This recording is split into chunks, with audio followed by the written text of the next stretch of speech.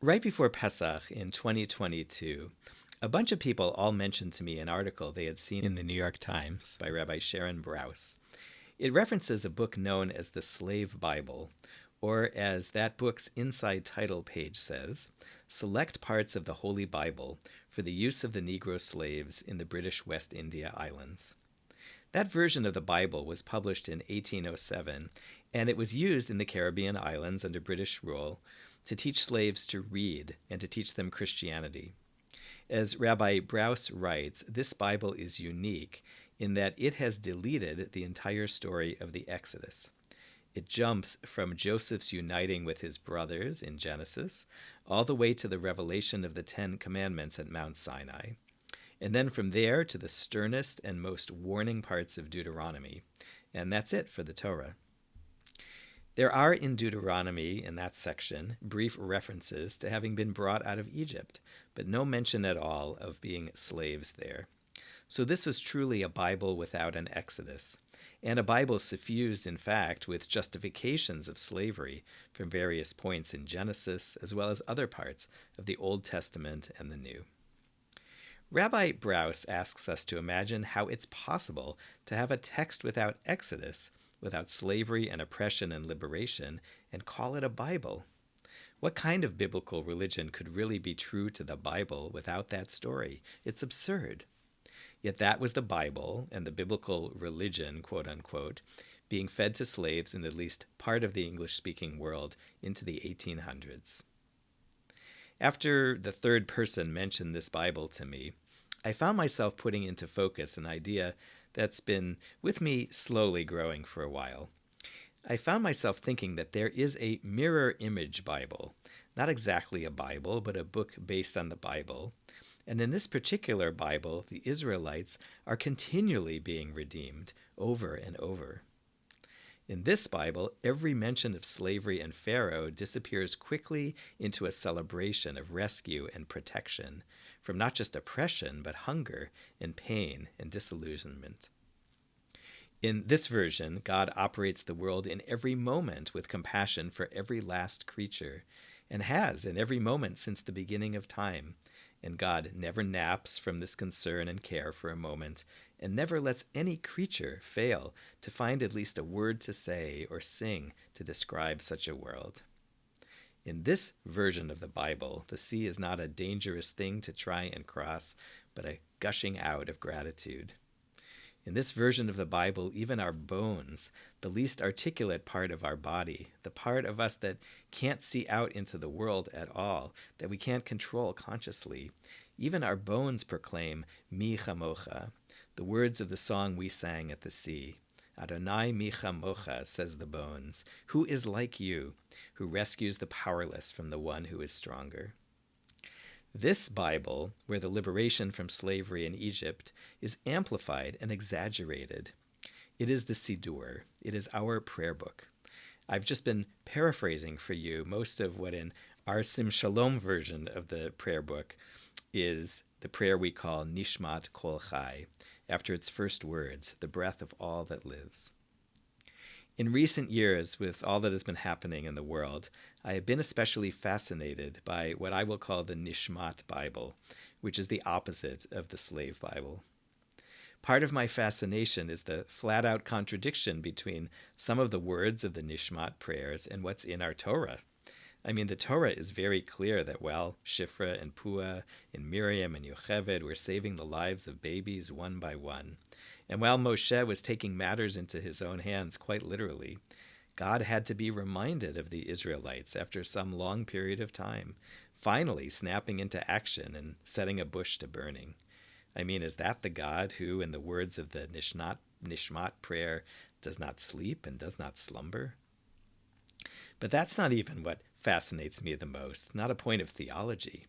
What I'm amazed is our ancestors of the year 1550, or pick another year like that, who sang these words in a medieval world where they had been oppressed for hundreds of years, who had a tradition of singing these words for at least 6 or 7 centuries before, and possibly more than 1,000 years, when most pharaohs in that time were not defeated, and the many Jewish exits were not to promised lands. The Jews of 1550 sang these words every Shabbat against all evidence to the contrary. What was that like? What did it feel like? What kinds of thoughts were they thinking about these words? Even as late as 1550, Jews had no idea that within 100 years they might be the beginning of some kind of liberation for Jews in this world, in Amsterdam or Brazil or the North American colonies. And for most Jews in most places, even in 1650 or 1750 or 1850, that was still the case. And yet they sang this Bible where, from the beginning of time to the end, without exception, every moment, God is taking care of them, and besides you, we have no God who redeems and saves. I'm just gobsmacked. I can see in 1947 naming a ship Exodus, with Jews in peril still in Europe and in Palestine, but it seems like a time that you could feel is like those first chapters of the book of Exodus, where something may be coming, and you're in that fight.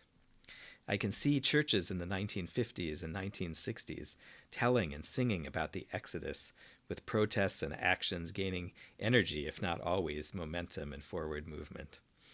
I can see how in the 1960s and 70s and 80s we made "Let My People Go" a real watchword in solidarity with our people in the Soviet Union, when there already was liberation for Jews in this country, in the state of Israel. It's easy to see how you make Exodus a present story when the moves are happening, and it's more than a midwife here and an upstander there, but history itself seems in the making. It's easier to see how you tell this story after we located to America, not only a land of freedom, but a land that sees itself as another version of the Exodus story.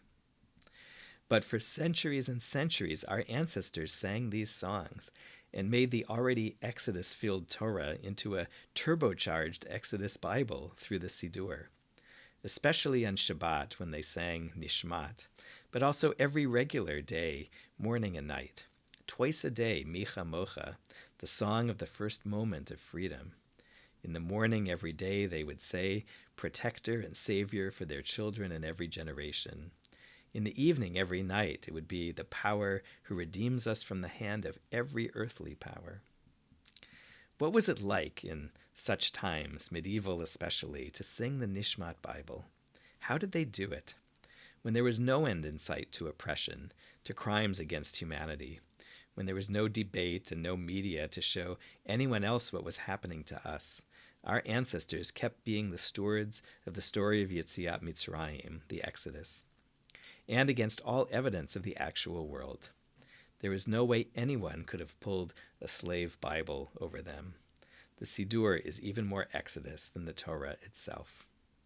And by the way, I don't think in the long run anyone pulled this slave Bible over the communities for which it was intended as well in the 1800s.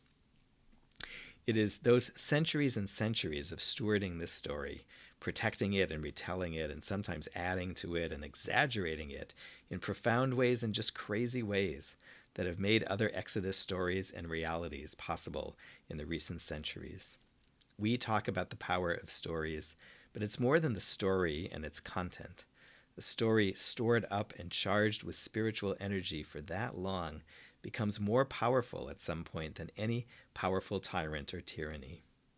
That's what I mean each time I hand the Torah scroll to a Bi Mitzvah and say you can feel all the noise and energy of our ancestors talking about the words in this scroll. Their energy is in here, and when you add that up, it's just so much power. Enough to power our liberations in Israel and here, the first modern revolutions, and lest we forget the dramatic fall of the Iron Curtain and the collapse 3 decades ago of the longest and widest single brutal system of oppression in human history. So many have understood these as Exodus stories. As real as the slave Bible was in its time, it is really no match. At an interfaith gathering during Pesach one year, our congregation's friend Olga Tynes, the music minister at the New Fellowship Baptist Church, talked about the power of the Exodus in her own legacy as an African American. She reminded us that Christianity was not the religion that her people brought with them from Africa to North America. But once the white slaveholders began to use Christianity, they couldn't keep those Exodus parts quiet. And like us Jews, the slaves created a hyper-Exodus Bible of song and prayer, in spirituals like Go Down Moses and in sermons. And things happened in the real world because of that. And when other things happened, they had faith already because the liberation of slaves was a real thing. I know it seems like we have discharged some of the energy in the Exodus story. There is so much Pharaoh, isn't there? He keeps coming back. I don't have to recite the topical litany. A couple years ago, I was working with one of our bar mitzvah kids, Benjamin, and we were studying another part of the Torah, the story of Noach. And Benjamin's view was that we have not advanced at all since the time of the biblical flood. And I tried to come back to him with the scholar Steven Pinker and his statistical study, The Better Angels of Our Nature, Why Violence Has Declined. I don't know if Ukraine or Burma or Afghanistan changed the calculus, but Pinker said in his book that the world is less violent and more peaceful than ever before. Benjamin was having nothing of it. I'm not blaming him. To make the world more free takes empirical things, but it doesn't happen without stories and without being captured back into those stories. That's why we need more Exodus, even when we might not be entirely feeling it. If our ancestors, for hundreds and hundreds of years, in their situation that was more like Israelite slaves than like anyone else in the story, if they could keep singing the Nishmat Bible and studying the Exodus story, we certainly can, from our position on the other side of the sea as modern Jews. We can, with our memories of the past century or two in our own lives and the lives of our families. This is not a time to go mellow on Exodus, but to crank it higher. And not just talk about Pharaoh, and not just about midwives and sprouts and beginnings of redemption, but the splitting sea and the full-on redemption out ahead. That's why we are here as Jews. You can't cut those things out of the Bible. And if anything, as a Jew, you have to multiply them. Somehow we were the first people who had this story of the Exodus, of Yetziat Mitzrayim. We've had it the longest. It changed us, and it changed the world already. It's our job in the world to be stewards of the story, pour our energy into it no matter what is happening, and keep bringing it out over and over. And as we say at the Passover Seder each year, everyone who uses the Exodus to tell more and more stories is to be praised.